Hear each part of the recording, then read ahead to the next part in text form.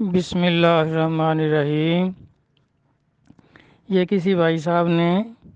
پوچھا ہے کہ طریقت میں جہالت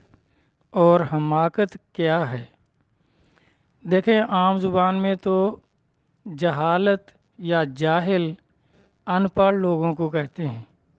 جو پڑھے لکھے نہ ہوں ان کو کہتے ہیں یہ تو جاہل ہیں۔ لیکن طریقت میں یا دین میں جاہل جو ہے وہ جو ہدایت کا، دین اسلام کا، توحید اور رسالت کا جو انکار کرتا ہے اسے جاہل کہتے ہیں۔ اور جو ان میں جو جہالت میں زیادہ بڑا ہوا ہو تو اس کو نبی علیہ الصلوۃ والسلام نے ابو جہل کہا ہے۔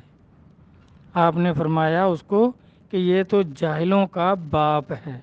یعنی مشرکین مکہ جو تھے، کفار مکہ، وہ جاہل تھے،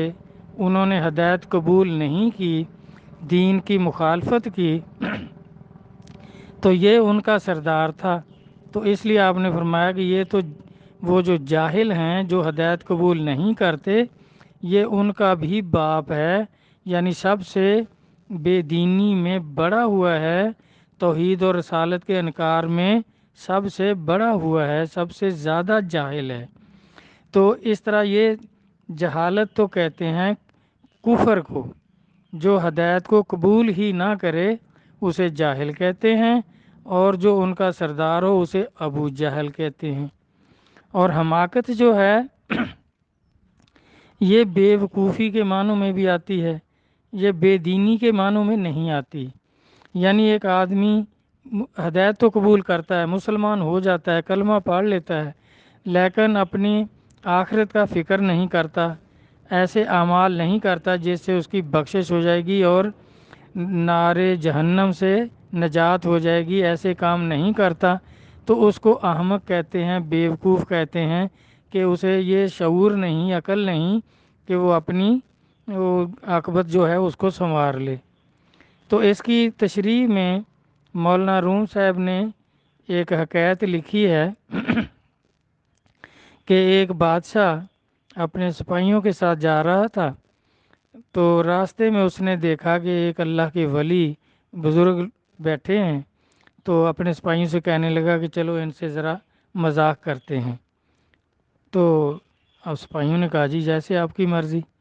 وہ گئے، بزرگوں سے دعا سلام کی، تو بادشاہ پوچھنے لگا جناب یہ فرمائیں کہ اس دنیا میں سب سے بڑا بیوقوف آدمی کون ہے، سب سے زیادہ احمق کون ہے؟ تو بزرگوں نے فرمایا بھی ہمیں کیا پتہ کون سب سے زیادہ احمق ہے، کون بڑا احمق ہے، کون چھوٹا احمق ہے، ہمیں کیا پتہ، ہم کوئی ان کا سروے تو نہیں کرتے۔ تو اب بادشاہ کا وہ جو مذاق تھا وہ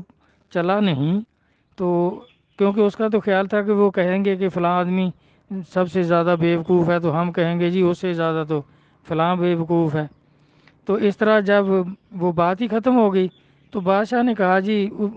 جیسے وہ بادشاہوں کے پاس ایک سنہری سٹک ہوتی ہے، چھڑی ہوتی ہے خوبصورت، تو اب بادشاہ نے دوسری چال چلی کہ جناب ایسا کریں یہ سٹک رکھ لیں، یہ چھڑی سنہری جو ہے یہ رکھ لیں اپنے پاس، اور پھر دیکھتے رہیں کہ جو آپ کو سب سے زیادہ بیوقوف نظر آئے یہ چھڑی اس کو دے دینا، پھر ہم جس کے ہاتھ میں یہ دیکھیں گے تو ہم سمجھ جائیں گے کہ یہ سب سے بڑا بیوقوف ہے، اس سے بڑا احمق اور کوئی نہیں ہے۔ تو آپ نے لے کے رکھ لی، تو وقت گزرتا گیا، کچھ وقت کے بعد بزرگوں کو پتہ چلا کہ جو بادشاہ ہے وہ بہت سخت بیمار ہے اور پریشان ہے، تو آپ اس کی تیمارداری کے لیے تشریف لے گئے۔ جا کر پوچھا بادشاہ سے کہ سناؤ کیا حال ہے؟ تو بادشاہ رونے لگ گیا، کہنے لگا جی کوئی حال نہیں، بہت تکلیف ہے، اور مجھے محسوس ہوتا ہے کہ میں اس بیماری میں مر جاؤں گا، بچوں گا نہیں، میری زندگی ختم ہو جائے گی، اور رونے لگ گیا۔ تو بزرگوں نے فرمایا بھی کوئی بات نہیں، رونے کی کیا بات ہے، سب نے مرنا ہے، سب کو موت آنی ہے، کل نفس ذائقۃ الموت، تو اس میں رونے کی کیا بات ہے؟ آپ یہ بتائیں کہ جب آپ تندرست تھے، اپنے تخت پر بیٹھتے تھے، حکومت کے کام کرتے تھے، صحت مند تھے، تو اب کبھی دورے پر جاتے تھے تو کیا کوئی انتظام کر کے جاتے تھے یا ایسے ہی اٹھ کر چل پڑتے تھے؟ تو بادشاہ کہنے لگا جناب کیا پوچھتے ہیں، اگر 2-4 کلومیٹر بھی جانا ہوتا تھا، کوئی جلسہ وغیرہ ہوتا تھا تو اس کا بڑا انتظام ہوتا تھا، وہاں سٹیجیں بنتی تھی، کھانے پکتے تھے اور لوگوں کو دعوت دی جاتی تھی کہ ہماری تقریر سنو، اور راستے میں پہرے دار کھڑے ہوتے تھے، آگے پیچھے سواریاں چلتی تھیں، بہت انتظام ہوتا تھا اس کے ساتھ۔ پھر ہم یہ چھوٹا سا سفر کرتے تھے اور وہاں جا کر کوئی 2-4 منٹ یا گھنٹہ تقریر کرتے تھے، جو بھی کہنا ہوتا تھا، تو پھر اسی طرح انتظام کے ساتھ واپس آتے تھے، بڑا انتظام ہوتا تھا۔ تو بزرگ فرمانے لگے تو اتنے چھوٹے سفر کے لیے تو آپ اتنا بڑا بندوبست اور انتظام کرتے تھے، اب یہ جو سفر آپ کا شروع ہونے والا ہے، قیامت تک کا سفر، حشر تک کا سفر، تو اس کے لیے تو آپ نے بہت بندوبست کیا ہوگا۔ تو بادشاہ اور زار و قطار رونے لگ گیا کہ حضور، رونا تو اسی بات کا ہے کہ اس کا کوئی انتظام ہی نہیں کیا، اس کا فکر ہی نہیں تھا، یہ سوچا ہی نہیں کہ آخر جانا ہے تو جدھر جانا ہے اس جہان کا کوئی فکر کریں، اس کا کوئی انتظام کریں، کوئی بندوبست کریں، اس کا سوچا ہی نہیں، حکومت کے کاموں میں لگے رہے، ایسے ہی سارا وقت جو تھا وہ ضائع ہو گیا، اسی بات کا تو رونا ہے۔ تو بزرگوں نے وہی اس کی سٹیک جو تھی وہ نکالی اور اس کو پکڑا دی کہ بھئی تیرے سے بڑا احمق کوئی آدمی نہیں، اور تو سب سے بڑا بیوقوف ہے کہ تجھے تو فکر ہی کوئی نہیں تھا، تو بہت زیادہ بندوبست کرتا، اپنی آخرت سنوارنے کے لیے سارا وقت جو تھا ضائع کرتا، سارا وقت اس میں صرف کرتا، تو آپ نے وہ وقت ضائع کیا، انتظام کوئی کیا نہیں، جو ہمیشہ کی زندگی ہے اس کو سنوارا نہیں، یہ چند دن کی زندگی جو تھی سارا وقت اس میں خرچ کیا اور ساری دولت اس میں خرچ کی،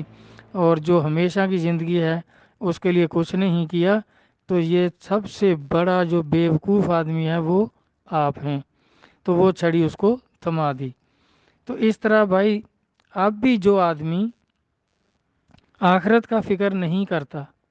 دنیاوی کاموں میں مصروف رہتا ہے، محلات بنانے میں مصروف رہتا ہے، اچھی گاڑی، اچھا گھر، اس طرح، اور دوستوں میں گپ گپوڑے میں ٹائم ضائع کر دیتا ہے، اپنی عاقبت کی فکر نہیں کرتا، تو میرا بھائی صرف وہ بادشاہ ہی سب سے بڑا بیوقوف نہیں تھا، وہ آدمی بھی جو دین پر محنت نہیں کرتا، مرشد کامل کی تلاش نہیں کرتا، پھر اس تعلیم پر عمل نہیں کرتا، وہ بھی احمق ہے، جاہل نہیں ہے، احمق ہے، بیوقوف ہے، کیونکہ طریقت میں جاہل جو ہے وہ ہدایت کا جو منکر ہو، انکار کرے توحید و رسالت کا اور دشمنی کرے اس کے ساتھ، تو اس کو جاہل کہتے ہیں، اور جو دین تو قبول کرے لیکن عاقبت کو سنوارنے کے لیے محنت نہ کرے، پیر و مرشد کو اختیار نہ کرے، اور اس اپنی آخری زندگی کو سنوارنے کے لیے کچھ اعمال اچھے نہ کرے، تو اس کو احمق کہتے ہیں۔ اور جس کو سارے سہولتیں بھی میسر ہوں تو وہ پھر سب سے بڑا بیوقوف ہے، بڑا احمق ہے، جو اس کا بندوبست نہیں کرتا۔ تو اس طرح امام غزالی رحمۃ اللہ علیہ نے بھی ایک مثال لکھی ہے کہ جس طرح آج کے زمانے میں ہم اس کو اگر اپنے الفاظ میں بیان کریں تو وہ ایسے ہے کہ آپ فرماتے ہیں کہ ایک آدمی کسی دوسرے ملک میں کام کرنے کے لیے، کمائی کرنے کے لیے چلا جاتا ہے کہ وہاں اچھی روزی ہے، اچھا روزگار ہے، تو وہاں کوئی 4 پیسے کما لوں گا، تو وہاں جا کر اس کا کام بہت اچھا لگ جاتا ہے، بہت دولت کما لیتا ہے، اور کئی سال رہنے کے بعد پھر اس کا پروگرام ہو جاتا ہے کہ بھئی اب کافی دولت ہے میرے پاس، اب واپس گھر چلتے ہیں، وہاں اپنے بچوں میں خوشی خوشی رہیں گے، اور ادھر اس نے دوبارہ آنا بھی نہیں ہے، اس کا پروگرام ہے کہ واپس میں نے نہیں آنا، بس اب باقی جو ہے اپنے گھر میں ادھر ہی زندگی گزاروں گا۔ تو وہاں جیسے آج کل ہے کہ بھئی اسٹیشن پہ آ جاتا ہے یا ایئرپورٹ پہ آ جاتا ہے، تو وہاں دیکھتا ہے کہ بیٹھنے کی جگہ کوئی اچھی نہیں ہے،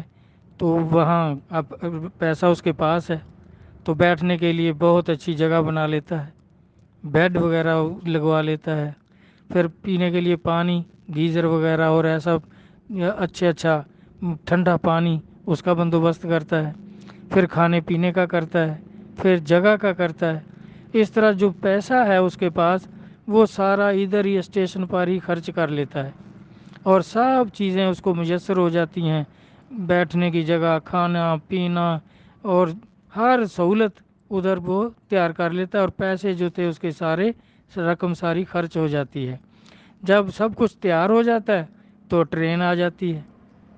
اب چلو چلو بھائی سوار ہو جاؤ سوار ہو جاؤ۔ اب وہ جو کچھ اس نے بنایا وہ تو ادھر ہی رہ جائے گا اسٹیشن پر ہی جو اس نے بنا لیا۔ اب اٹھا اور اٹھ کر ٹرین میں سوار ہو گیا تو گھر آ گیا۔ جب گھر آیا تو اب گھر میں کوئی بندوبست نہیں ہے، نہ رہنے کا کوئی اچھا مکان ہے، نہ ہی کھانے پینے کا کوئی بندوبست ہے۔ اسی طرح بھوک پیاس جس طرح گیا تھا، وہ پیسہ جو کمایا وہ وہیں خرچ کر کے آ گیا، اور یہاں گھر میں کچھ بھی نہیں ہے۔ تو اب وہ کیا کر رہا ہے؟ اب وہ پچھتا رہا ہے کہ وہ پیسہ جو میں نے وہاں خرچ کیا وہ یہاں خرچ کرنا چاہیے تھا، اس کو اپنے ساتھ لے کے آتا، وہاں جیسے بھی دکھ میں تکلیف میں وہ ٹائم پاس کر لیتا، کیونکہ وہاں کون سا میں نے ہمیشہ رہنا تھا۔ یہ تو حماقت ہو گئی، بیوقوفی ہو گئی کہ وہ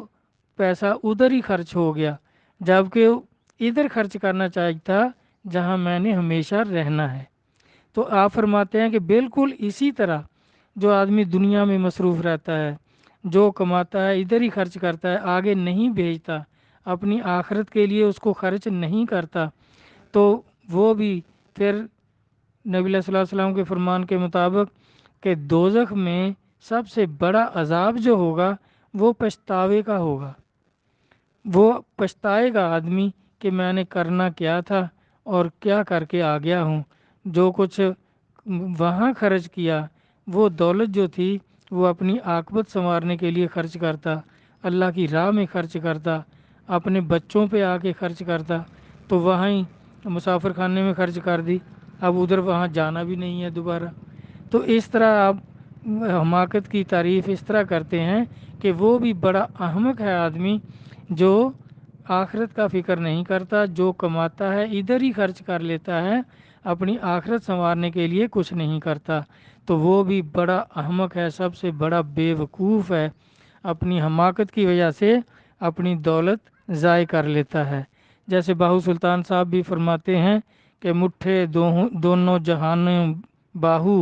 جنا کھادی ویچ کمائی ہو، یعنی جو کچھ بھی کمائی کی وہ یہیں خرچ کر لی، وہ دونوں جہان میں پھر رسوا ہوتے ہیں، وہ اپنے آپ کو ذلیل کر لیتے ہیں، کیونکہ جو ہمیشہ کی زندگی ہے اس کے لیے کیا کچھ نہیں، یہاں اللہ کی راہ میں نہیں خرچ کیا، فضول کاموں میں خرچ کیا، ساری کمائی ضائع کر لی، تو دونوں جہان میں وہ ذلیل ہوتے ہیں، اس دنیا میں بھی ذلیل ہوتے ہیں، آخرت میں بھی ذلیل ہوتے ہیں۔ تو اس طرح بھائی جاہل منکر کو کہتے ہیں جو ہدایت کا منکر ہو، ہدایت کی مخالفت کرے، دشمنی کرے، جس طرح کفار مکہ تھے، اور جو ان کا سردار تھا اس کو سرکار نے فرمایا ابو جہل، یعنی جاہلوں کا باپ۔ یہ توحید و رسالت کے جو مخالفت کرتے ہیں، دشمنی کرتے ہیں، انکار کرتے ہیں، جہالت اس کو کہتے ہیں، اور حماقت جو ہے وہ ہدایت کا انکار تو نہیں کرتے لیکن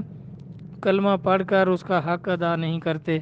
پیر و مرشد اگر اختیار کیا تو ان کی تعلیم پر عمل نہیں کرتے، اپنی بیوقوفی کی وجہ سے دنیا میں مصروف رہتے ہیں اور آخرت کا فکر نہیں ہوتا، آخرت کو سنوارتے نہیں ہیں، تو اس کو